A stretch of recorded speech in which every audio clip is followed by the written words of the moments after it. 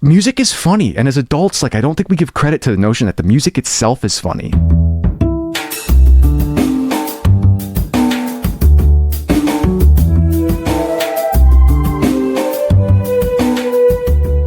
This is Champagne is Also a Band podcast. One songwriter, one song.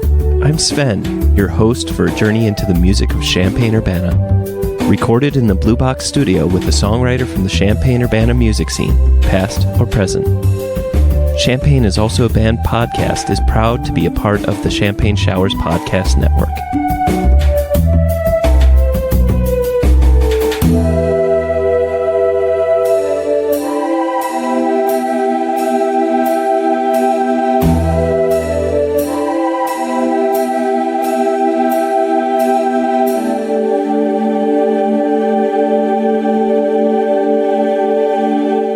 Welcome to Champagne is Also a Band podcast. Today, I have Andrew Simek. You may know them from performing at the Station Theater, on the Parkland stage, and of course, the Champaign-Urbana Theater Company. He was also a member of a cover band called the Troubadours when he was in New York. So, Andrew, welcome to the show. It is my distinct pleasure to be here, Sven. Thank you so much for having me. I knew you would have a very robust intro of like a thank you or welcome. I left the props in the car, but... Oh, did you? No, okay. No, I can go. No, I'm sorry. I thought you were going to do, like, I'm like, should I be yes-anding right now? Yeah. There's a certain point in time when new people, working at the job with me are like, is anything that he says serious? Is it? Should I listen to any of it? And they're like, some of it. Give me a location, everyone. Yeah. Where are we? Anyways, so today we're going to be listening to the Pocket song off of a, at some point, released album, Galactic Bedtime Stories. Sooner than ever, Sven. But still quite unreleased. But sooner than ever. So without further ado, let's listen to the song. My compass, well, it only points down. No matter where I'm looking or I'm standing around, it's got a long gold chain going down to the floor. But no matter how I use it, doesn't get me where I need to go. Compass, I don't love you anymore. But I think I told you once before. My butane lighter is a thing of the past. Yeah, every time I use it needs a little more gas. It's fancy, but don't you even try, cause you'll be saving, we'll be crazy. We can both get high on the telephone. I wish I didn't known about you. And it's a pretty pie, so don't you tell a lie, you're right through. And all the while I wish that you would call me in the morning. The things you do, they're killing me, and the photographs are boring. Without showing rain again, yeah, the clouds are looking stormy, but the sun shines on my pockets every day. Where my old leather wallet, she's as flat as a board. There's a hole in my pocket where she used to get stored. I abuse her when I use her, but she doesn't seem to mind, cause she knows how to get me out of her mind. I need $1 bill for every girl I kill, I'll leave a tip. And if I don't tip, well, I can do a flip, or maybe strip. And all the while I wish that you would call me in the morning. The things you do, they're killing me, and the photographs are boring. The window's showing rain again, yeah, the clouds are looking stormy, but the sun shines on my pockets every day. You know the sun shines on my pockets every day. Whoa.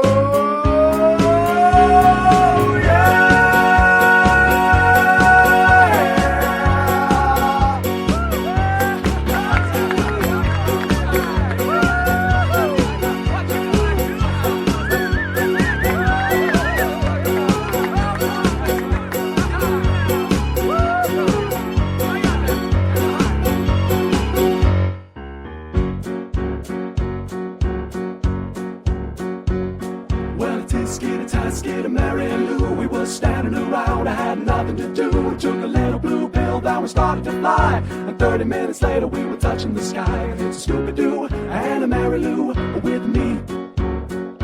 And it's a rumpa-pee-pee, rumpa-pee. What did he say? I don't know. And all the while I wish that you would call me in the morning. Things you do that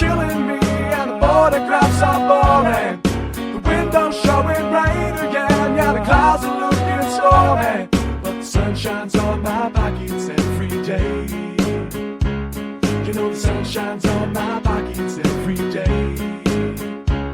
You know the sun shines on my pockets every day.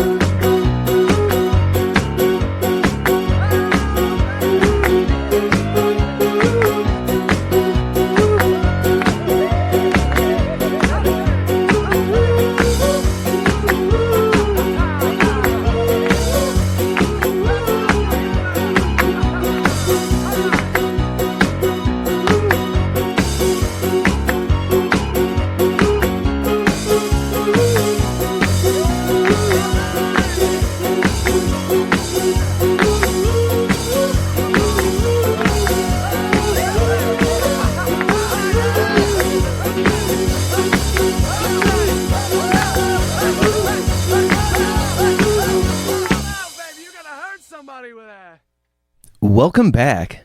So, of course, Andrew, my first question that I always like to ask is, what came first? Was it the music or was it the lyrics? Wow. The music. Okay. I can say that for sure because I am a shite lyricist. Lyrics scare the crap out of me. I have asked many, many, many people to help me write them, but I know for a fact that I wrote this song and needed lyrics over it. I remember kind of like the just a lot of placeholder of like, you know what I mean? And there's a sunshine and I go on the hill. The Beatles would do that a lot, just sort of placeholdery stuff. That's what Helter Skelter was, and it ends up being the final lyric.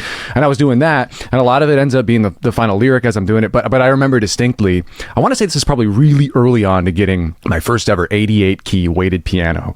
And I'm toying with the drums and stuff like, oh, that's just the drums coming off of like a Yamaha 88 key weighted piano and stuff. So I definitely had that song down, trying to replicate the sort of Beatles I was listening to at the time. I love the concept that the music itself has humor in it. Not necessarily because it has like a boing, but more like just because the music is funny. Something about the music being funny. Just something about like the ad-libs in the background, but also the piano almost sounds funny. There's like a joyful almost stupidity to it, I thought. And I was like, yeah, this is what I'm going for. I'm not sure when this point came up, but I do remember distinctly, if this was before the music or the lyrics, that I wanted to write a drug song. Like the song where you're like, oh, the Beatles came out and they're like, oh, you know, Lucy in the Sky, and they're like, oh, they're all on drugs now. And I wanted this to be like my song, because I've been doing music for 3 years since I was 13.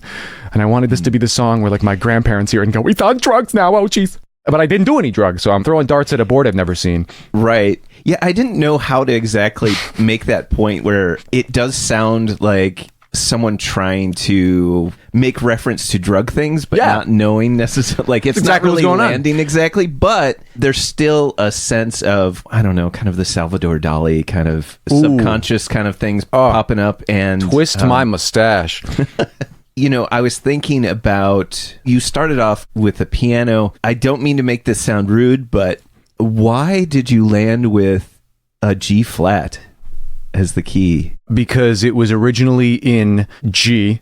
As I'm playing originally in G. I have a serious problem. I got warrants in multiple states because of this. I will take any song and go, it's great. We're going to bump it up a half step or we're going to bump it down a half step. I will play like, you know, any song. I play a lot of covers live, and anytime I do, I'm like, this can be ever so slightly different to your ears. Sure. If it is just in a different key. And I did that to myself. I'd been playing it a lot in G, and it was in G. And then I said to I probably played it in G with the transposition button on, and the cops are at the door here now. The cops, I can hear them knocking. I always do that. I don't know why. That's the simple answer to that. Most musicians, when looking at sheet music, will punch the sky if they see G flat, right? You know? I know. But I didn't know if that was like an accommodation for your vocal range. Because, I mean, honestly, there's been a few times where I'm just like, I'll just throw a capo on this, and it somehow like fits my voice that much better, and it doesn't change it that much, but it just changes it enough. So the capo existed, but I think it's probably, you know, I'm listening, I started playing a lot, you know, listening to Pink Floyd and the like and stuff like that, and I would listen through a song like an AC/DC album or whatever, or any album, and think like, there are 5 songs on this album in A. They're all just in A. Right. A. Not even A flat A. Just A. Can't 2 of them be in a slightly different... You know, so I don't know, somewhere I developed this... It's the same mentality as when you're taking a test and you got 6 C's in a row. And you're like, I don't care if it's 2 plus 2 and 4 is C. I'm not putting C. It's just a mental thing. Like somewhere along the line, I just thought like I can myself spread key diversity awareness by bumping them up or down a half step when we're ready to record. I feel like we may have lost in Baroque times. They thought of each of the keys having their own emotional quality. Let's just say that. So I almost wonder if there's something still tapping into that for you, like perhaps it is. I have mild synesthesia with music.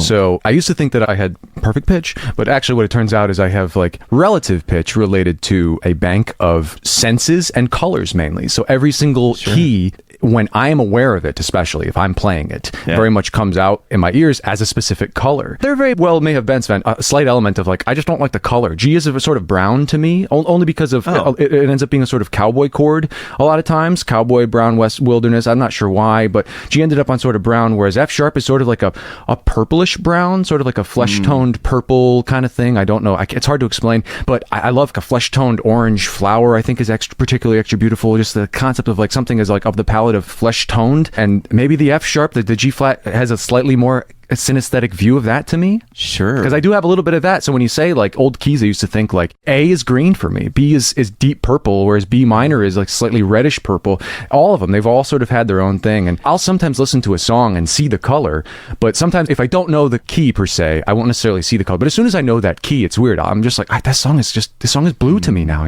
It's in D, it's blue. And I've always wondered, being not any level of synesthete at all. Sure. Do you actually see the colors in a chromatic way, or are they literally like? Do they put? Are you like? Well, I'm gonna have to pay you for this session here. I'll tell you, Sven. This is gonna sound really pretentious, but I swear it's just right. It almost tastes them. It's sort of like a back of the tongue kind of scent-like memory type of thing, but happening in the sense of like. And if I enjoy the flavor, I'll play harder of like the key that I'm in. And if I'm just listening to it, it's not quite as powerful. But if I'm playing it and I'm aware of it, especially like it's a mixture of like opening your eyes underwater. It just sort of happens like somewhere in your eyes, but you're not sure where in your eyes. Is it the front of your eyes, like what you're seeing, or is it sort of like behind your pupil and it like filtering through your pupil? I'm not sure. Mixed with sort of like those new Bone headphones, like kind of hits the back of your jaw and sort of almost tastes like something, but as a color. And then I'm gonna leave now. So no, it's just weird. It's a weird thing. It's hard to describe, but that's as close as I can get to it. It's a pseudo color-like flavor that it manifests sort of in a filter behind my eyes. And if I'm aware of the key, I very much see it. So perhaps going from G to G flat made it a slightly more palatable color for me as my 15-year-old. All right, now I'm going to go on one extra tangent. Please. What about the colors of the stage lights? Does that ever feel like there's a conflict? Ooh. Sorry, I know that this isn't about the song anymore. This is brilliant, though. I only talk about this with people who, dare I say, believe in it. Not that's like not true, but like some people are like, I don't know, that's interesting. I like find it conspiratorial, but it's a real thing.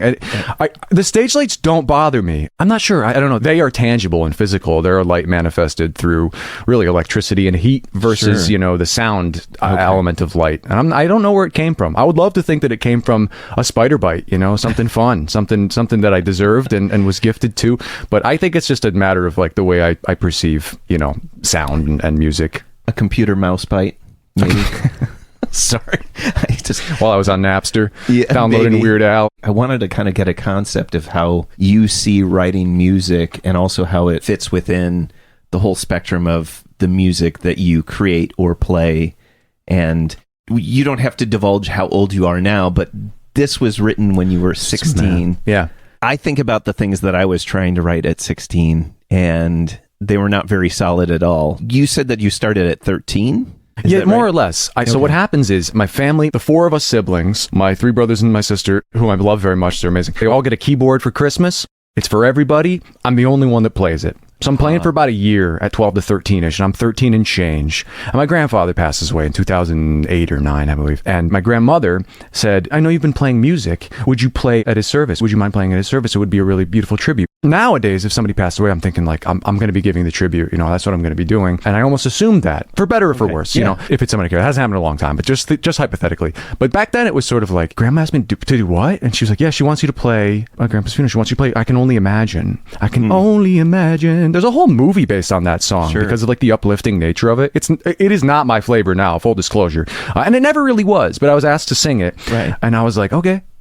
Yeah, okay. okay, sure, let's do it. And because it was sort of a task, it was very achievable, and I set myself to do it. I learned it, and I played it, and I sang it at my grandfather's funeral. And rather than sort of sulk into the, first major death of my life, hyper mourning depression kind of thing, I get a standing ovation at the end of it. And I believe either my mom's playing the violin. My mom is a world-class fiddle player. She has been my entire life. She's played the fiddle in bluegrass bands and things. A heavy influence of mine. I believe she was there, if not my brother playing guitar. And I get the standing ovation in a funeral in a church, a very Catholic church, and I'm walking back to the pew, and the release is sort of happy, right? Rather than like, oh, I don't mean to sound insensitive, but the depression of like losing a grandparent, but it turns into this sort of like, holy shit, like I didn't know him crazy well, but he's gone, and I was just able to tribute to him. I think this is going to affect other people too. I've just shared a lot of emotion here in a way that I didn't have before this piano, before this whole singing thing, and I was hooked. I mean, just like very specifically hiding the emotion of it all, like being able to reinterpret the emotion as something that I could share more palatably. That was my whole start. But from there, which was kind of like a sort of a back door into music, I just got hooked on performing. And I was always sort of, like you say, like, how do you find my vein of writing? Most of the songs I was writing were breakup songs or apologies. Like I was, dating, there's one girl over middle school for about 3 years on and off, and she's a very nice girl. And we would get in these like sort of like spat type summer things, like you said this and this didn't happen. And I would write her a song as an apology. And I probably had 4 or 5 of those that were good enough to be in like the talent fest at school. Sure. And people sort of knew of them or knew the title and be like, oh, I remember that song you wrote for so-and-so. I'm like, yeah. And I was like, I gotta stop doing this. I gotta write something that's fun. I love the Beatles. I like laughing at music. I remember when the mix of Fruit Salad by the Wiggles and Psychosocial by Slipknot came out. I don't know if anybody's heard the Slipknot Psychosocial Fruit Salad mashup, but it came out a while ago, and I was so tickled by that. And I think it's because I was predisposed to the notion of like music is funny, and as adults, like I don't think we give credit to the notion that the music itself is funny. And that set me on this journey of like, yeah, the Beatles are kind of funny sometimes. Like their music is kind of funny. They've got this like, that's it, like, like Obla Di Obla Da is sort of goofy. Sure. Nah, why don't you get a job by The Offspring, which is basically Obla Di Obla Da from the 90s, is also very funny musically. Right. Even if you take the lyrics out, there's like boom, boom, boom, boom, boom. There's a funny element to that. And I was just like, I got to get some of that. I got to write some of that. I'm done with breakup songs. And that sent me on this journey of wanting to perform, vibrantly and colorfully a music that didn't have sort of a depressing context to it. I think it's interesting though, just the nature of using music in terms of like a funeral. It's so strange when people are in a very emotionally vulnerable state, so that they're grieving. They are so much more receptive to other variations of emotion. So, I mean, in some ways, I think that this is one of the main reasons that they always incorporate things like comedic relief or things like that, so that instead of it being such a harsh thing to experience over and over, you get a moment to uplift and then be able to experience those without being continually drugged down. Yeah. And I feel like that's why when somebody says something funny about a person, like everybody at the funeral thinks it's hilarious. Yeah. And I mean, not to say that they aren't, but I feel like there's that need to connect in some different emotional capacity. And I think that, when you're in your teens, you don't necessarily think of emotional maturity in that way. And I think maybe you got that sense of, for the first time, you're like, you made that connection of, this is how I can also relate to human beings. That's a great point.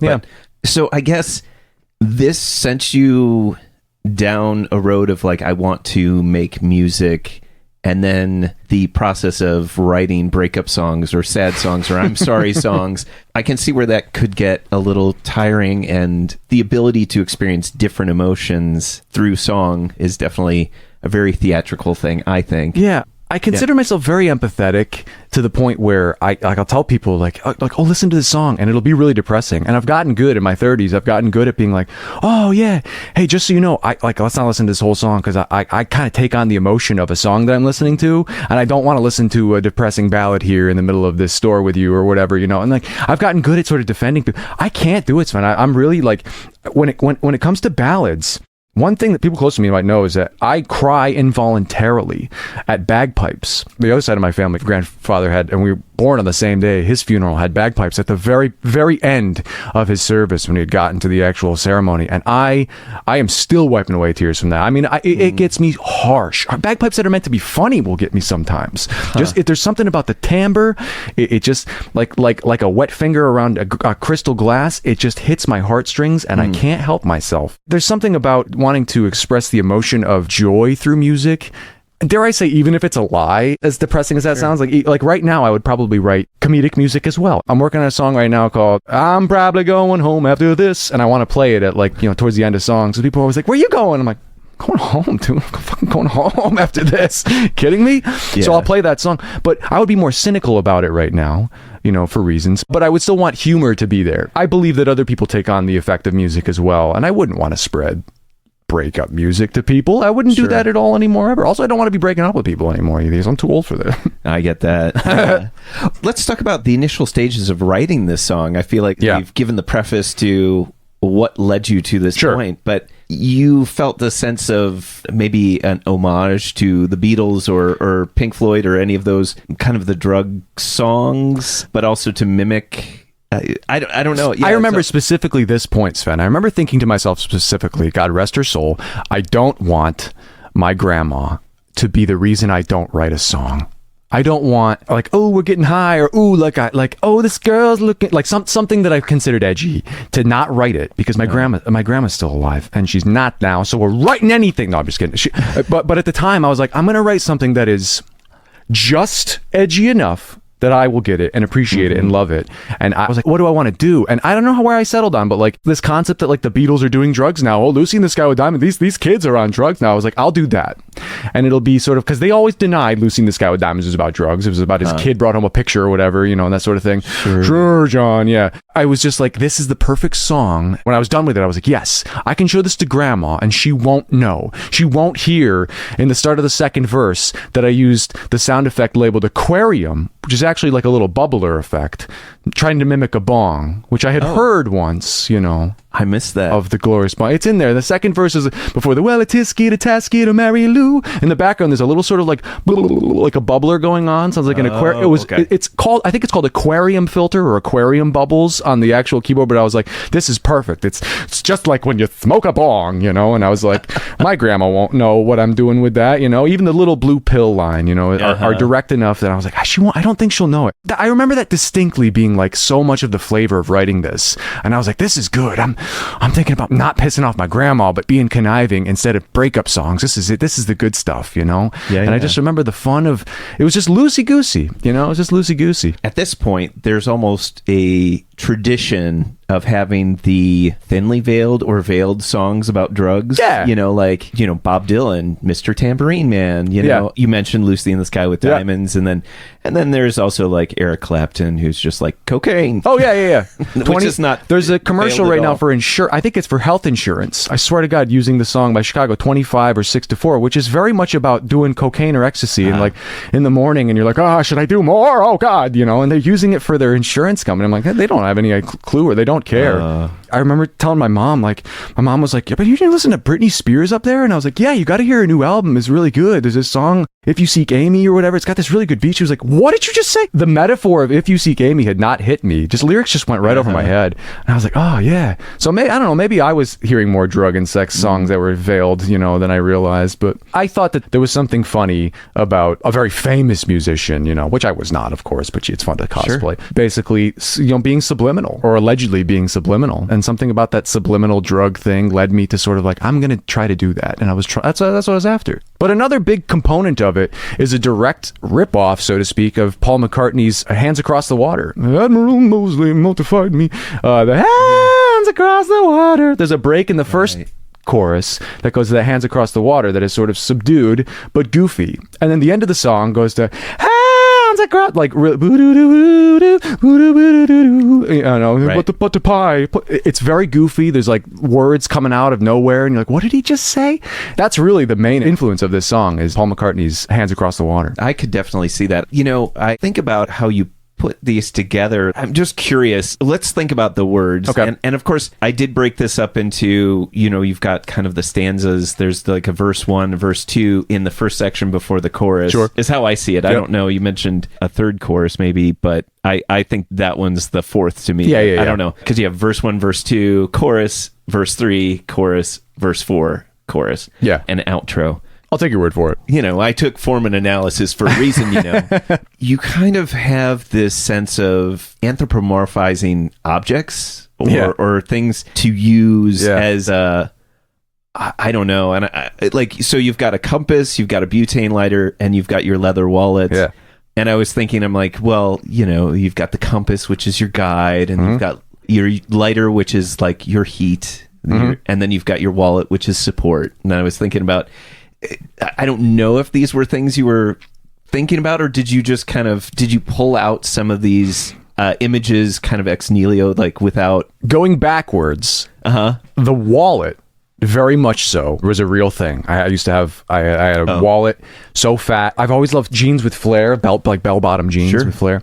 And I used to, the only way to find that back when, in 2006, 7, 8, when I was in middle school and high school was women's pants, was to shop in like straight up women's, because they had flare in them, which is like, dare I say, highly inappropriate for high school for other reasons. They're so tight on me, and I would get like everybody commented on it, and I just like water on a duck.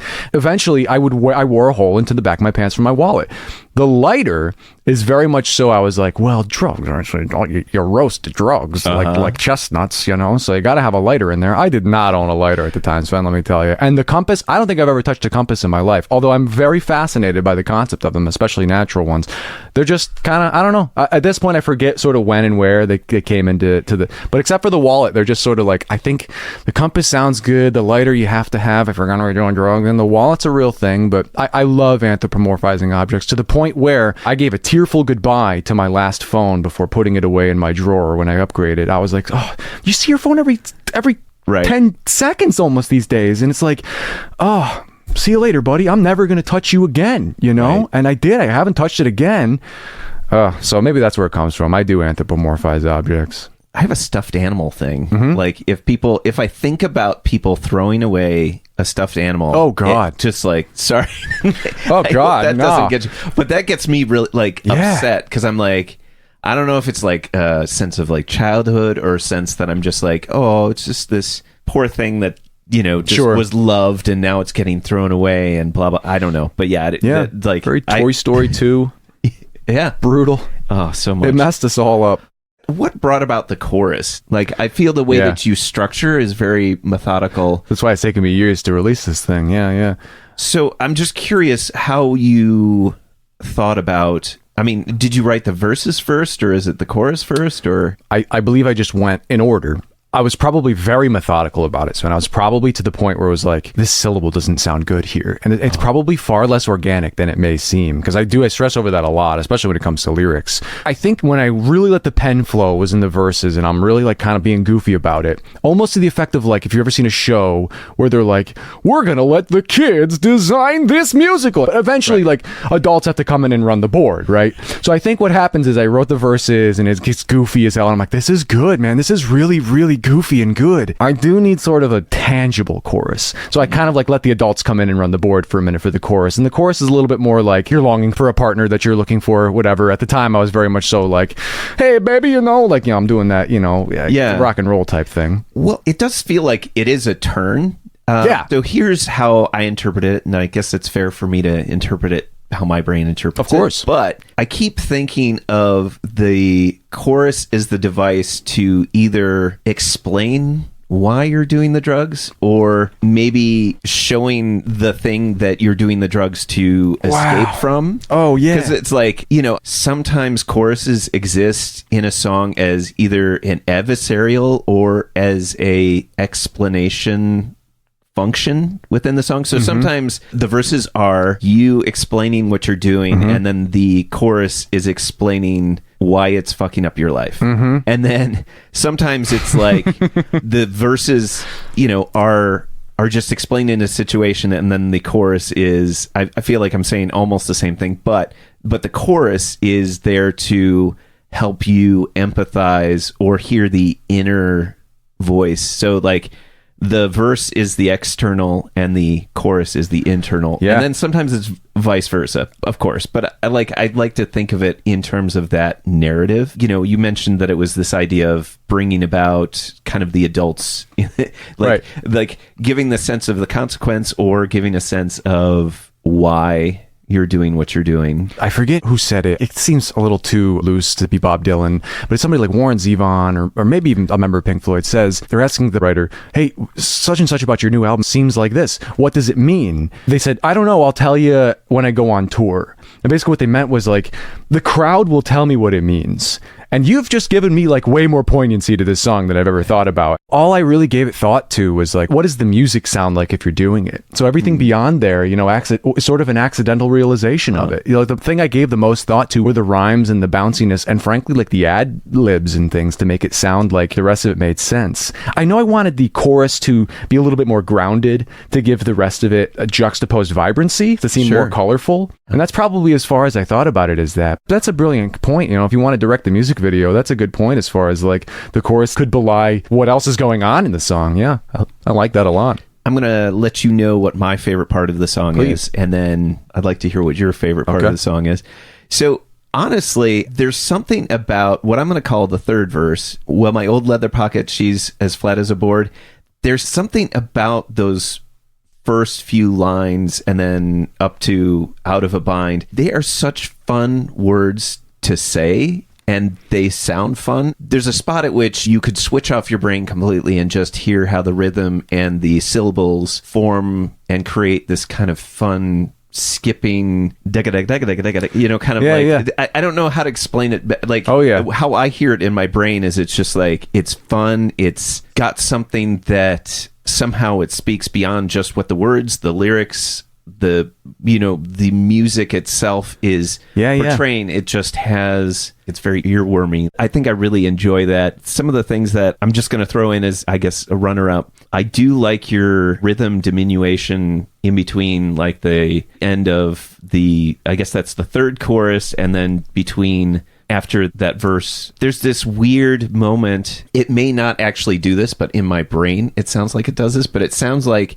just before you're doing the whoa, yeah, on that first chorus, there's kind of like a slight acceleration happening, and then it slows down just a little bit, and then I don't know if it goes cut time or you know what it is. It's because there's no time there. I was recording on an old Fostex 8-track. I think because I wanted a time change, and I recognize I wouldn't be able to edit the time change in for a click track. I recognize that I would have just had to sort of do it.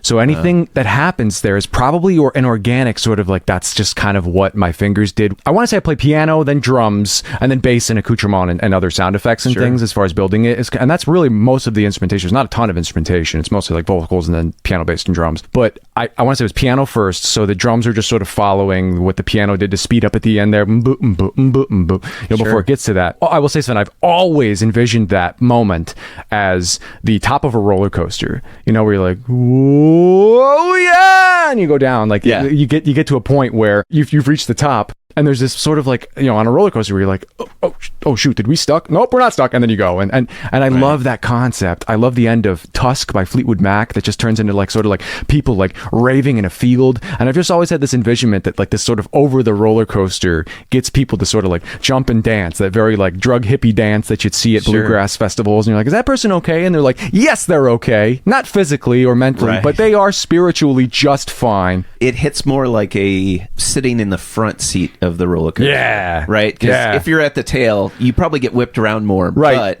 you get to experience seeing the drop before you hit the drop. And I think that little bit of roller coaster analogy is something I've always wanted to expand on. Yeah, that's sort of what that comes from. And I love that you like that moment, because the pitter patter probably comes from my appreciation of Weird Al being sort of like one of my first influences of real music without realizing it. It seemed like child comedy to me. But I remember Running with Scissors. There's a song, an original Weird Al song, the Horoscope song. He breaks into a chorus of, though you may find it inconceivable, or at the very least a bit unlikely, that the relative position of the planets and the stars could have a special deep significance or meaning that exclusively applies to only you. Well, let me give you my assurance that these forecasts and predictions are all based on solid scientific documented evidence, so you will have to find some kind of moron not to realize that every single one of them is absolutely true. Where was I? Right. I love that. I love the pitter patter of it. And I remember hearing that initially and being like, oh, this is music. The rest of this is just sort of stuff that happens in church or whatever, whatever I had the relationship to. But this pitter patter, this is music, baby. And I was always trying to recreate one of those, so maybe those verses are my attempts at that. And I've always wanted to do a breakdown like that, like Hook, suck it in, if you're in Tintin, you're in Berlin, do something that where everybody's like, oh, the song is whatever, but there's a moment in the end of the song where like for 30 seconds the guy just goes nuts on the words, and it dips into that. I was like, Blues Travelers? Yeah. Okay, that little hook. Yeah. Okay, yeah. Take a desperate move or else you win.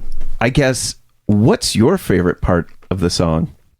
I almost want to give an intentionally different answer. I've always loved that ending. I've always been really proud of that tempo shift and that sort of over the roller coaster moment, and I love it. And it still makes me dance to this day. Like it still sort of like gets that like goofy kind of like eyes closed dancing thing, like communal feeling that I wrote it with the intention of. I particularly like, not necessarily a moment, but that throughout the song, my double tracking is still as tight as I think it sounds, which for a Fostex 8-track and a 15-year-old kid in his parents' like tiny walk-in closet that I could barely extend my arms out in, like it holds up, I think it holds up, and it sounds like an old classic recording because it kind of is a little analog, and it holds up. That double tracking sounds really, really tight, and it took me a long time, it took me a while to get that exact, and I was very perfectionist about it. Either the double tracking or the ad-libbing and things, because the ad-libbing, I don't know, you don't hear ad-libbing quite as goofy these days. Nowadays you hear like, another one. You hear like, we the best meal, you hear that kind of stuff. Yeah, the double tracking, it works for me, as does the ad-libs. But I'd be remiss in not saying that over the roller coaster moment at the end there, with the whoa, yeah, and I think it's infectious a little bit. Well, as I said, that was the honorable mention of my favorite. So you're fair in saying that as well. Sure. Why did you pick this song as a song you wanted to talk about today? I fancy myself a very happy person, a very fun, happy person. And this song, to this day, remains the purest form of writing music for the joy of music.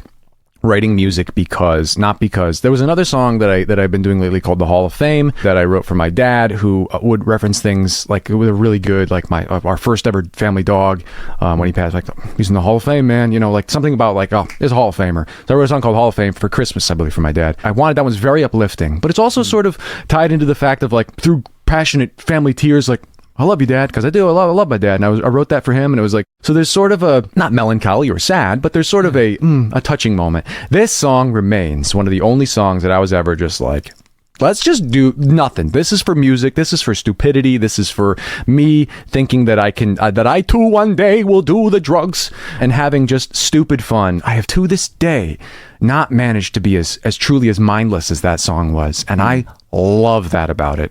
It just means nothing. It truly means nothing. And the things that it meant are silly little like, well, I had this nearby, or I didn't want my grandma to know this, and like just stupid things that are very like, don't need any context. And the context that they have are still pretty funny, I think. Whereas the other songs that I've written, no matter how uplifting they get, no matter how positive they are, you can still get to a point where you're like, yeah, well, I wrote this for this person who wasn't in a good place, or I wrote this because this happened. There's some elemental concept to it, and I just love that at such a young age I was able to clear my mind and write a song that sounds like like the old classic rock guys who were just discovering LSD. Sure.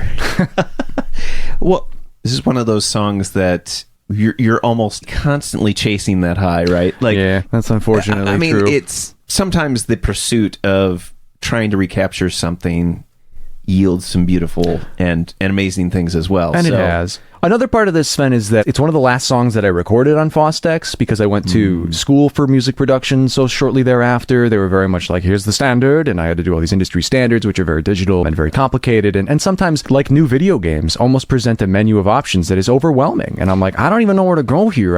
Just give me 2 reverbs. This one sounds better than that one. We're moving on. Next step. Give me this sound. This one sounds better than that. Next step. And I was just left with so much less options that it was more about the music for me. And I think maybe that being one of the last analog things, and I've contemplated going back to analog just for the inspiration of Jack White. Plenty of musicians have, and gone back to just like, no, let's just get raw studio stuff for inspiration at times, because it's a little overwhelming these days. You mentioned reverb, and like it seems like in my mind, once you figure out how to capture your own reverb without using any kind of plug-in or using any kind of machinery, because you can create that sound of a reverb, by using mics that are spaced a certain amount, Absolutely. or like within corners and etc. And I feel like then at that point you can just focus on making the music and not necessarily kind of there's a pure form of it when you can do that. And that it sounds like this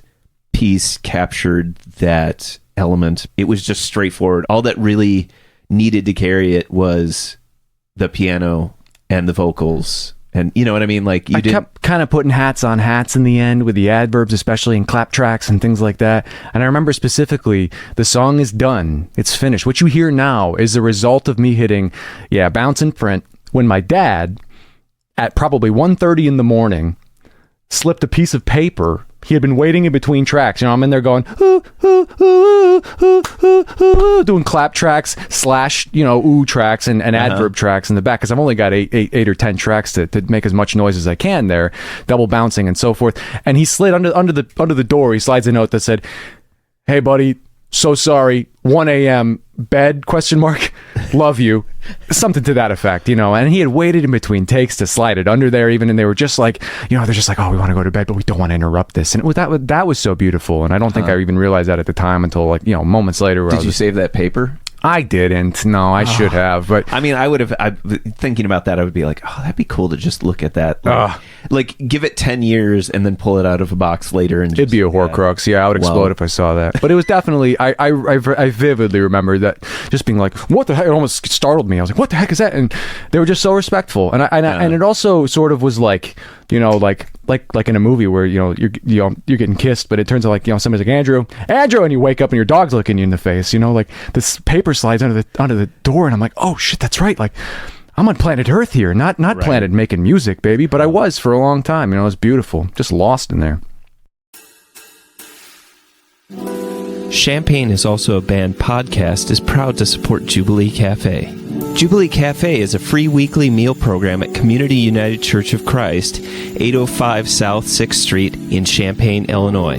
Jubilee Cafe serves a home-cooked meal from 5 to 6:30 each Monday. Their mission is to feed hungry people by cooking healthy, delicious meals and by serving their guests restaurant-style with servers waiting on tables. Jubilee Cafe is open to anyone who cares to eat with them. Because food insecurity among students is so high, they serve students as well as others in and around the Champaign-Urbana community who struggle with hunger. Meals are free to all and will be served each Monday evening, located in the accessible lower level of the building at 6th and Daniel Streets in Champaign.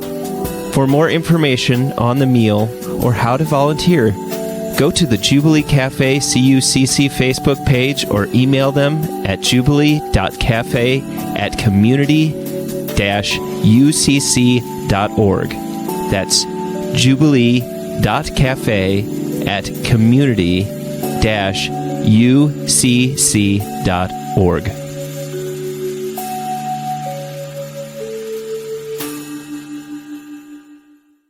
Welcome back. So, of course, Andrew, what is your favorite Champaign-Urbana venue, past or present? So I have not been here terribly long, so it's going to be a present venue, and I particularly enjoy a lot of them, but I love going to the Rose Bowl. I think the Rose Bowl has a really, really good atmosphere. I think they have a particularly eye-catching proscenium factor in. The proscenium is the concept in theater, the notion that you are looking at a framed picture effectively. You are the fourth wall of a box that has a rear and sides, and then the front, you, the audience, the floors, the rears, and the sides. You, the fourth wall, are looking at effectively a frame or something to that effect. My partner is a theater doctor, so I hope that's somewhat close. I love their view. You walk in there and it just looks like you're looking at a picture. That's so simple. But beyond that, I've just seen a lot of really good bands there and enjoyed their beverages and such. I am a sucker for a venue that is committed to music every single night as a thing. They've got their trivia night there, but I love going to Roswell, and it's almost walkable for me, so that's another component to it. That's good. But the outdoor tent venue is awesome. I can't get enough of that place. It's fun. I'm trying to think of timing on things, but when the new owners took over, there was still, you say, a proscenium, and I think about how the old stage used to have a railing.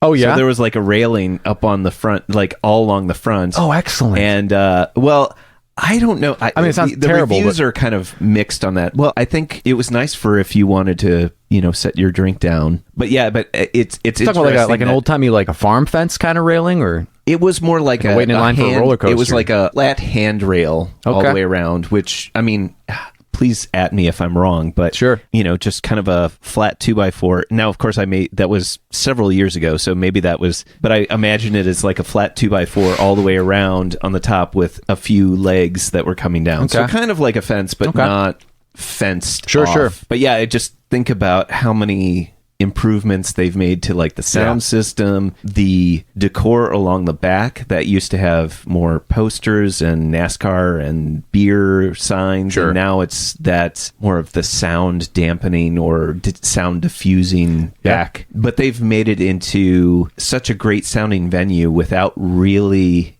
in some ways changing the overall character of it, which is like really I don't know how I'm just glad I'm not the person that had to make the decisions on that because it worked and it still keeps its character. Like I still feel like those that have always gone to the Rose Bowl are still going to the Rose Bowl and that new people are coming to the Rose Bowl for that daily music, whatever else that they're offering. So, I don't know if people are aware of how difficult it is to amplify a brand like that while maintaining the original sort of vibe. I think of the football club Wrexham that Ryan Reynolds and Rob McElhenney purchased, and their whole goal was to make it a global brand without ruining the vibe that these are, blue collar working class people. When you go to Rose Bowl, it feels like like a cowboy bar, but it's remarkably well managed and it's clean, and all the productions are well advertised and such. And I just like going there. Any given night, you get a full sort of like, wow, I can't believe I made it in here kind of sardines versus like not ton of people in there, but somebody playing music that's really soulful and thoughtful, and it just sounds and looks good, and it's fun. I mean, they certainly always have a variety of tunes happening. Absolutely. There. So that's one of those things I really appreciate about their approach to the daily music, right? So the urinal in there is like when you're a kid, getting a fresh, like, ooh, Captain Crunch changed the box of cereal finally. Like I love going in there and seeing their calendar. That's not the only place you see their calendar, but it's really where it's thrusted upon you. That's true. And I just be like, oh yeah, let's see what's coming up next. For non-urinal users, there is sometimes a calendar or a poster or some other announcement thing Propaganda. that is placed in eyesight so that you cannot help but look at it. Yeah, almost inside your eyes, honestly. It's really good. Some of the closest literature you'll ever get a glimpse of, and it's in a very intimate setting, so you kind of feel like, the vulnerability is like, okay, I'll read. Yep. You're not going to not read it. Exactly. Well, you're not going to look anywhere else, right? Either, so where are your eyes going? Yeah, but I appreciate when their calendars are full, and then you're just like, God, they got so much music going on at this place, coming every day of the month here. I feel like I would be remiss if we didn't mention your show that happens every Monday night at my other favorite venue. Yeah. How did the recurring event of the Piano Man come about for you? Very briefly, I was playing at the open mic night at The Space, formerly at NOLA's, which is now Black Dog, or was Black Dog at the time, and then now Gallery Blackbird, excuse me, and then NOLA's, and then Gallery Art Bar, which it is now. And we were playing in that space, and then it moved to The Space, with Ian, had Jake Fava and Mike Ingram and Annika would run a really, really fun open mic night on every Tuesday night, and I would go weekly. I would go, and I made it a thing to try to bring 3 new songs. I really didn't want to play the same things over and over again. I'll bring like a theme. One night my partner Emily and I did songs. You get 3 songs, and you try to keep it moving. We did songs. Our whole set was songs that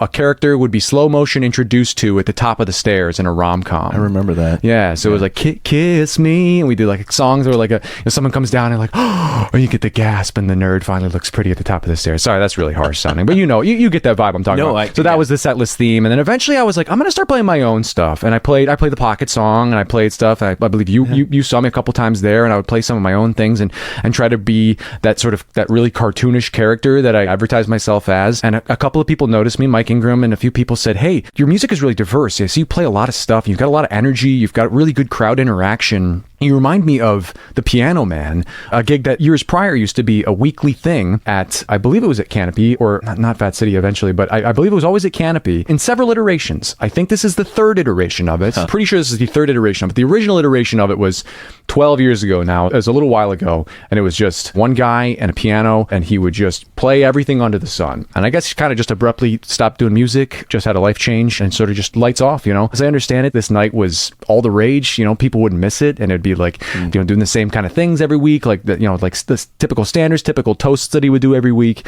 And again, it just sort of shut down. A few years later, they tried to revive it. I went for a whole year or so, but it never quite caught on to something to the effect of it just wasn't quite the original thing. But the second iteration was sort of with a band, as I understand it. And people just approached me like, you seem like you'd be the right guy to reboot this series. And I was like, okay. A couple people that had their eye on me to do this went to Canopy and a couple other places. Mike Ingram specifically has been really, really a huge component of getting this off the ground. But he went to Canopy and was like, hey, if you don't want to do it with him, I'm going to do it with him somewhere else. So Canopy eventually was like, hey, let's get serious about this. Let's do it. And I believe at the time I was in Evil Dead, the musical. We were rehearsing in Danville, and I put it up in Hoopston at the Lorraine Theater in Hoopston. It was fun. A lot of pyrotechnics. Evil Dead, the Sam Raimi movie, put it in musical form. I had a chainsaw on my arm. I had carpal tunnel from a chainsaw arm for 3 weeks, but it was fun. I had a lot of fun doing that musical. Kimmy Schofield was in it. She's the morning edition host here and does a lot of performance and stuff in the area as well. Oh. She's excellent. When we were doing that, I was like, hey, I'm kind of in the middle of something here. I'm screaming my face off in this zombie musical. Can we talk in a couple of weeks? And when they did, they came back to me a couple of weeks later, and we had a meeting about what we thought it might be, and it just was like, hey, would you just be the piano man, just playing stuff, everything under the sun, and taking requests as they are shouted out at you and that sort of thing. And we've just been going from there, just kind of picking it up as the new Piano Man iteration, and it's been going great. What does it take to prepare to be the Piano Man? Do you have a nice big fat fake book or something? I do. Okay, yeah, okay, because I was like, yeah, that, I mean, not to say that you would have to use that all the time, but I would be like, even a skydiver needs a parachute, right? Yes. So I would feel like you'd have to kind of have that. My dad always said, Tiger Woods has a swing coach, you know. I have a big sort of lyrics and chart book that is mostly anytime songs, you know. You could flip to any page and play it, and more or less the crowd would enjoy it, or at least recognize it enough to pass. And I worked pretty hard on assembling that book of like songs that I played in the past versus songs that I like did, you know, and I got a couple hundred on this big old sort of master book that I play out of. But aside from that, I try to take requests from the audience. We try to just be very open. If people want to hear something, they'll shout it out. You know, I get a lot of like, do you know any Stevie Wonder? Do you know this person or whatever? I try to stay very modern. I try to like be funny when I play. So I'll play Tenacious D. I'll play things that you might not expect to hear. I like playing I'm Just Ken from the Barbie movie. Usually goes over well. It's a great song, actually. Yeah, sure. Goes over really well. People sort of recognize it. It hits on like the different kind of crowds and things like that. I have always played to a very classic rock oriented crowd. So I have always played to sort of bar goers who have been there since the 70s, 80s, and 90s. They're a certain crowd and that sort of thing. They know a certain set of songs and a certain set of lyrics. So I had to dig very heavily into Chapel Roan to kind of get my modern chops going. Like, okay, who's on the pinnacle right now? Who's up there? But also keeping in mind who would translate well into just me and a piano. Not everything translates well into piano. You know, DJ Khaled is not really I think that's my second DJ Khaled reference, but there are some songs in it from the modern songbook that don't translate very well into just the Piano Man setting, or just a me and a piano. So I've had to find sort of where I can touch base with the modern angle of that sort of thing, and we can keep the standards, the piano bar standards as well, you know, within range. Well, and I'm curious, do you ever decide on kind of maybe a different emotional context, or do you play them pretty close to their original? Because I could just imagine, you know, there are some songs that are ridiculous. Yeah. You know, I mean, let's just go 80s hairband. So if you get an 80s hairband song, if you play it slow and like kind of maudlin, it literally changes the context. You make me want to leave and go do some of this, Sven. I that's an incredible idea. I'm trying to think of an example of one that I do. One that I do on the acoustic is Come On Feel the Noise. Ooh, there you go. And it's because, you know, it's all like rah, rah, rah. Yeah. And then you just play it and you're just like, come on, feel it. That's so funny. Give it a whirl at some point. Just give it a try. That's excellent. So the closest I get to that is I do a lot of hip hop songs made acoustic. some that have been famous in the past, like the Gin and Juice by the Gourds, that sort of bluegrassy Gin and Juice. I do a version of Get Low. To the window, to the wall, to the sweat drops down my balls. All these bitches crawl. You know, like a very sort of mindful, like bedroom acoustic version of Get Low that usually gets people either singing or going like, what the fuck is happening right now? That's fun. But I for the longest time, this is kind of dark, but I used to want to audition for musical theater with the song from Roy Rogers that goes, give a man enough rope, give a man enough rope, give a man enough rope, give a man enough rope, but do it as like someone who's about to commit suicide. Right. For like a really dark musical. I love that's out there. But yeah, the concept of juxtaposed, this is what the song means and this is the way I'm going to play it in, is something I've always loved. So I'm going to throw some of those in on purpose just because you said it. Please. Yeah. That'd be awesome. I'll let you know what they are. I'm going to do. They'll be borderline inappropriate probably. Piano Man is sort of fledgling right now. What we're trying to do with Piano Man is sort of find out what people want it to be, you know, because it's really a sort of a for the people kind of event. We want people to come out and have a fun. It's Monday night. It's maybe a hard ask to have people come out on a Monday night, and we're maybe asking a lot of people, but that's kind of why I want people to sort of tell us what they want it to be. And I remain a very approachable musical entity as I play a bit of everything, and I am... You know, not screamy. I tend to make things very listenable and fun, but keep it not too loud and that sort of thing. I'm open for ideas, and it become a collaborative thing is my hope and dream. And so it's Monday nights during the school year? I think we'll keep it going during the summer. That's our intention. Great. We took a quick break so I could go out of town here during spring break. Otherwise, we're going to keep it going on Monday nights at Canopy, starting doors open at 7. Thank you. Show at 7:30. Okay. And I believe no cover? No cover. Free parking, no cover, 18 and over just because it's a bar, but we're trying to keep it as approachable and free and open as possible. $3 Long Island iced teas, $2 Pabst Blue Ribbons, which is a slightly inflation-adjusted version of what they used to do there as well. So try to get people nice and loosened up to hang with their friends and grab a table. And there is a website you can go to, Canopy Club / The Piano Man, and reserve a table or make reservations and song requests on there as well. So you can do that and ensure that you want to hear a song. You can go on there and request it. Then I will... look it up and have it played for you, you know, and reserve a table and such. So we're trying to make it as approachable as possible. Just come with your friends or bring your work friends for, you know, in a couple hours of music and hanging on a Monday night. Sounds good. Yeah. Sounds good. Yeah. I'll put a link in the notes to the Canopy Club / Piano Man, but I'll get the exact URL from you. Yes. So, of course, in this section, I like to ask, what do you think makes a good music scene? Ooh, I think a good music scene requires reciprocation. I went to Berklee College of Music, and it was very much, you'd think like, oh, everybody asked me like, oh, that had to be the most musical place you'd ever been. You'd be like, you'd think, right? But actually, what ends up happening is like, people are really hesitant to compliment one another because you're sort of all placed in this same tank where you're told one day someone will come and take the best fish out of this tank. I don't know. You don't want to like exalt people. You don't want to hype them up. Gas them up. Yeah, because then they're going to get taken, right? You know, and there was very much that was a painfully tangible experience. I've often found that the biggest person in town,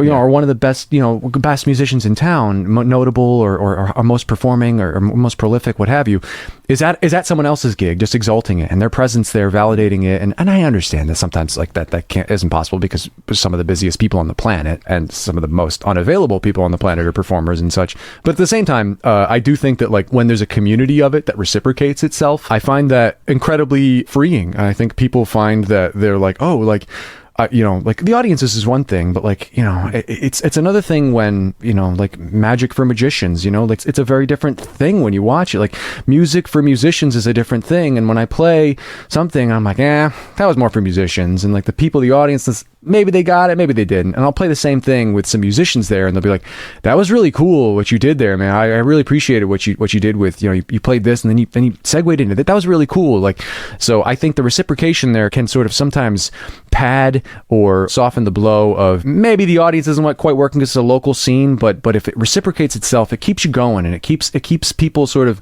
patting each other's backs. And I don't know, when the crowds aren't necessarily there, that's what keeps you going, because inevitably that's going to happen. People are going to be busy and you're going to be playing on weeknights. But if you can reciprocate people that are recognizing that at least what you're doing didn't fall on as many ears, the community here, the musical community here, recognizes that it's talent and that it's a product being created. To me, that's very important. I don't know. I've been at gigs with 10 people in the audience and had my life changed. I was watching a men's choir on the streets of Dublin one time, and I just broke down. I was crouched over on the sidewalk, one of 12 people watching these, these college kids rehearse for a gig the next night at a theater. And I'm just crying because it was so beautiful. But and they were like, we really appreciate you, mate. Like, thanks for the compliments. We'll see you tomorrow. And I was like, oh, I'm way too busy for that. And they were like, you're all right, mate. You're over there crying there.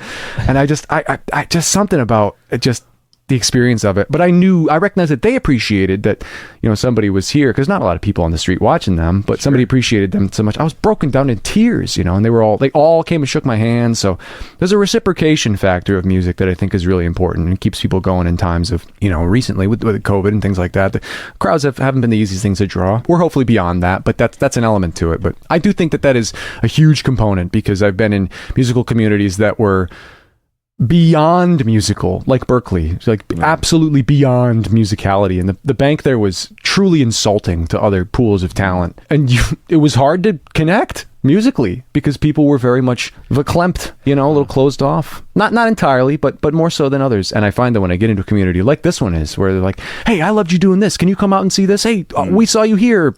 I see a band, like a full-blown band, or musician friends of mine come to Piano Man. I'm like, that's so cool. That's important. That's important to me. It's important to the community. Yeah, well, and I also think that the reciprocal nature is so important, especially when you have people that are getting started. Yes. And I feel I said this in the last episode, I can't think of a single person that gets up on stage for the first time being all that amazing, right? Like, no. I can't imagine. I mean, I would say maybe 1%. There may be some people that just are naturals, but until you learn to suck really bad on stage, you don't learn anything. And the open quality of a reciprocal nature of an audience, of a venue, of other musicians is so important for those that you never know. I mean, a lot. I mean, there's going to be so many people that if they feel encouraged, even though they have their first and most terrible performance, they might just come back and get better. And I mean, honestly, there's something about being in the studio, but then there's also something about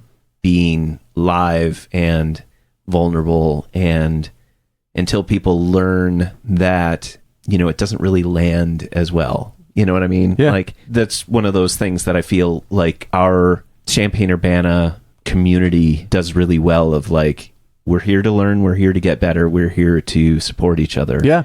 And I think, that's a pretty high percentage of people that are of that attitude. So I agree with the reciprocal nature. Absolutely. Yeah. There's been a couple of instances in the community that I've been in here where it felt like, it just the reciprocation of it, people just starting out. I myself, even if you're not just starting out, I'm not just starting out. I played a lot out. I played live quite a bit, but I'm new here. I'm new to the area. So just people giving me a chance, and hearing me out, coming to see me, or not leaving when I start playing, or paying attention when I start playing, or just giving me the time of day and lending their ear to me. That reciprocal nature and just appreciating the community is invaluable, because, it's hard to start out and to appreciate that. You could be thrown to an audience of trolls or an audience of strangers who are not there to do that, and be booed off stage and never want to pick it up again. That's a harsh example. I can't imagine seeing that in a local scene, but the opposite is not necessarily true all the time. And I think here it is. I think it is that we exalt a lot of local performers, and especially like that space open mic scene was really cool. People were really, really supportive of one another, and you could go up there and try something out. And maybe it didn't work. Maybe it did, to my component, it really worked, and people saw it and were like, you should be doing this in somewhere else more frequently. I think the more open a musical community is to having that reciprocation of appreciating what you're doing, appreciating what I'm doing, and everybody sort of falling in line with one another as an audience member for each other is really beautiful. And again, what makes the whole scene.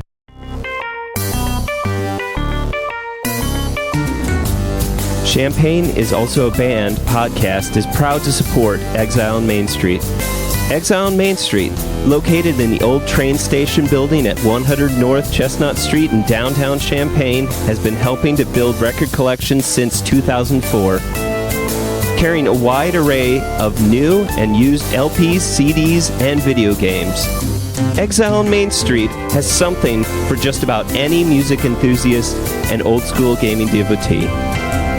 Exile also hosts regular free live music shows on its stage, so be sure to check out their Facebook, Instagram, and Twitter pages for the up-to-date details on the next upcoming event.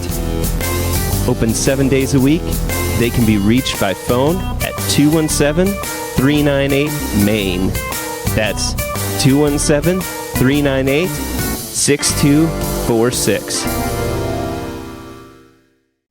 Welcome back. So, Andrew, what is your favorite non-musical thing or things? At the risk of being here for the rest of my life, I'm going to say tabletop nerdism.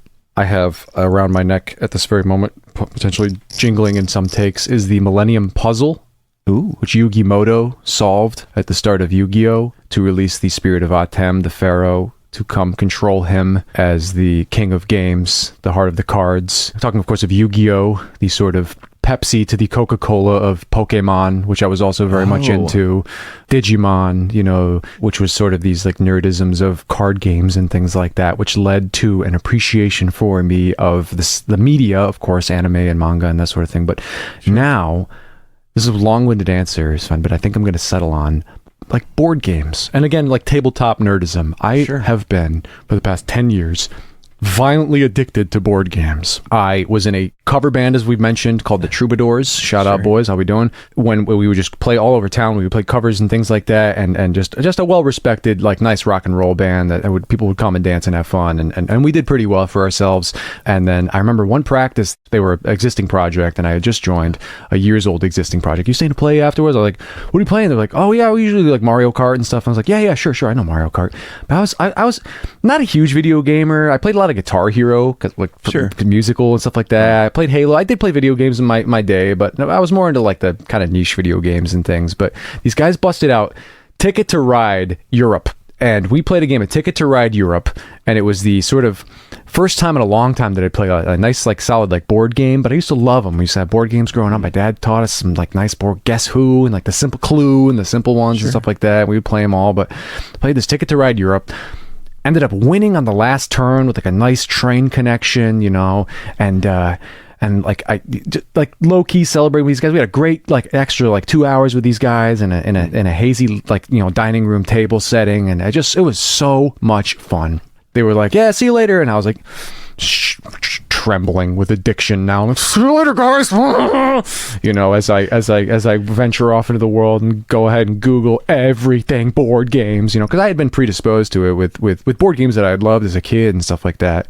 But now suddenly I'm like, oh shit, that was really fun. These board games have come a little ways, and you know, Catan is out and things like that. But there's a huge world of board games that like is Kickstarter oriented and things like that. I have a full Kallax shelf, which is like the quintessential IKEA piece of furniture. My partner Emily went and got the Kallax shelf from IKEA for me, and then built it, and I filled it cube for cube with board games and things like that. I just have a massive, several hundred collection of board games now that I tell everybody, like, come over and play. And you know, I don't get them played as nearly as much as I would love to, but I would absolutely love to get every one of these things played every other day if I could. So like the Cones of Dunshire? Oh, sorry. A deep cut. Yeah, but yeah, something like that. They've come a long way. They've come a long way in components. They've come a long way in ways that you win, ways to mitigate luck and that sort of thing. But yeah, that kind of thing. Dungeons and Dragons sort of, you know, kept the lights on for a long time at friendly local game stores. There's a couple good ones in the area. There's Enchantment Alley in Urbana. There's Titan Games in Champaign. Also has a sister store out in Springfield. They're excellent. Bringing in new titles, bringing in, you know, new designers, you know, designers with lots of diversity. Designers, Elizabeth Hargrave's Wingspan is all the rage now. Like women getting their name in the ring for board game design, which years ago was not possible. So what exactly draws you into board games? Like, it depends. It depends. There's some of them. With some of them, it's the magic trick. With some of them, it's like, this game is 2 simple rules. You do this, and then you do this, and I'll teach them to people. There's a game called That's So Clover. where you get this little Yes. green clover. You know this game I'm talking about? Honestly, I yes. Yeah, there's a But common go ahead, game. explain it, but I'm going to... You get a green clover, for those listening, you get a green clover with 4 common like whiteboard spaces that you write in, and then you get these little 4 space cards that you create a pattern with 4 connecting word spaces. So you'll get 4, the way you put them into the little fixture, and then you flip them over and you'll create something like bat and vampire. Sure. So you got to connect those two. Like, what does a bat and a vampire connect to? And you're like, okay, so you have to write one word so that then people can then recreate your clover when they turn all of your cards over and that sort of thing. And then you might write the clue baseball because it's a baseball bat, and there's or rather, if it's bat and baseball, you might write vampire because a vampire has a bat and baseball. It's something to that effect. You get what Sure. I'm saying? Yeah, but you're trying to connect those two words. And every time I teach this to new people, especially people that are like, I don't really like board games, I'll just sit out and watch. And I'm like, okay, so you can sit out and watch. There's 6 cards. There's an extra one if you want it. By the second round, they're like, okay, give me that. Because there's a magic trick. The light clicks. I love seeing that light click. And there are so many games these days that'll do it. Yeah, so we played that over lunch with our office, and it was funny because you're given the clover, and you have they almost look like little slide projector slides that you put on top, and they have words that line up along the top and along the sides and then along the bottom. When I first did it, because you have to present it back to the rest of the group. Yes. And really the whole idea is it's a cooperative group, so you have to score together. Yes. And so it's not like people are competing. You want everyone to do well. Which is another good part of modern board gaming. They've lent into the notion of like, all right, so not one asshole wins. Like let's everybody do this activity and sort of make it a game. I was amazed that even though I was just like, geez, I don't even know what to write. I would just write kind of this random thing that somehow in my brain connected. But it was interesting to just watch everybody in the other groups form, because you have to sit there and just like try not to give any. Yeah. But watching them, I guess, parse it out and then try to kind of step inside your brain and think about how you would process it.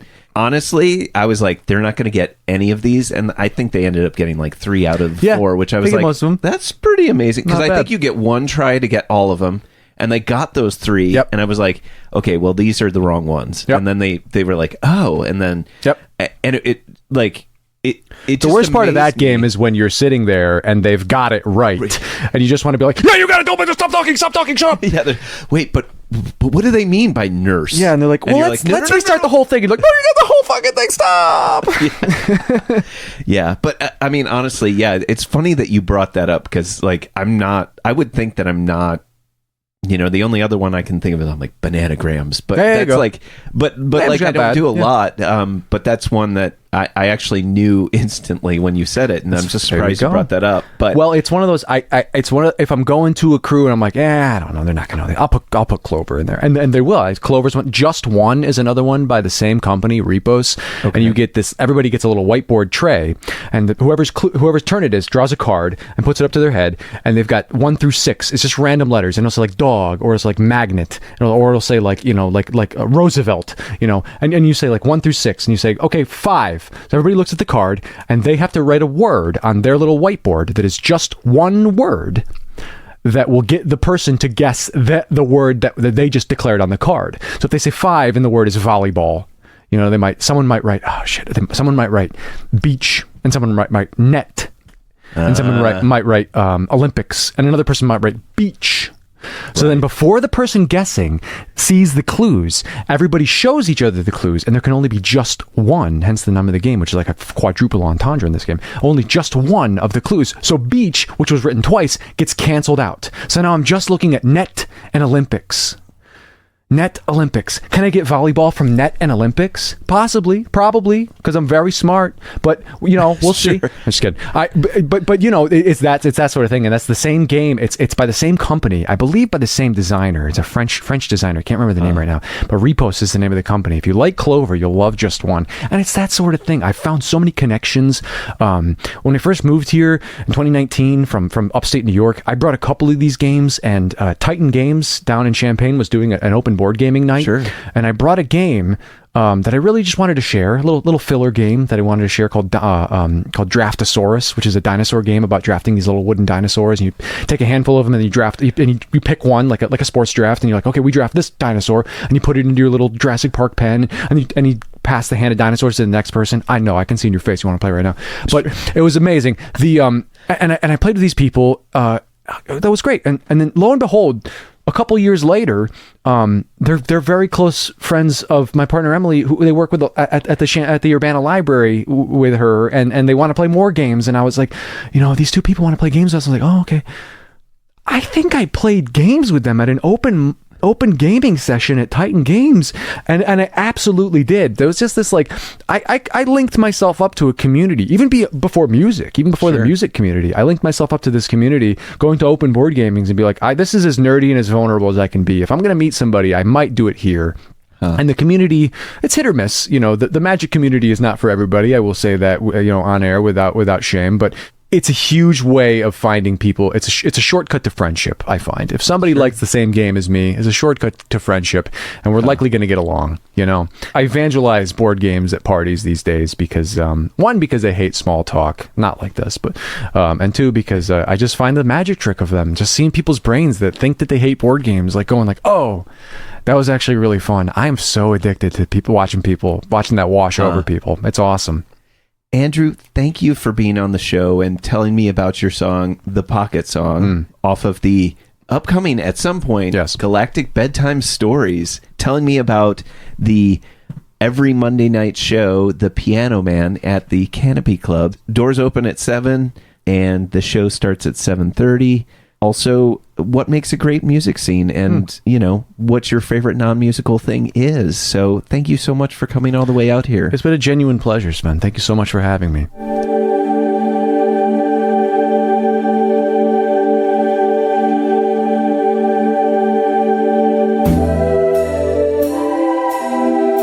Thank you for listening to Champagne is Also a Band podcast. This is the Piano Man, Andrew Simek, reminding you, great music is out there. Go find it where you live.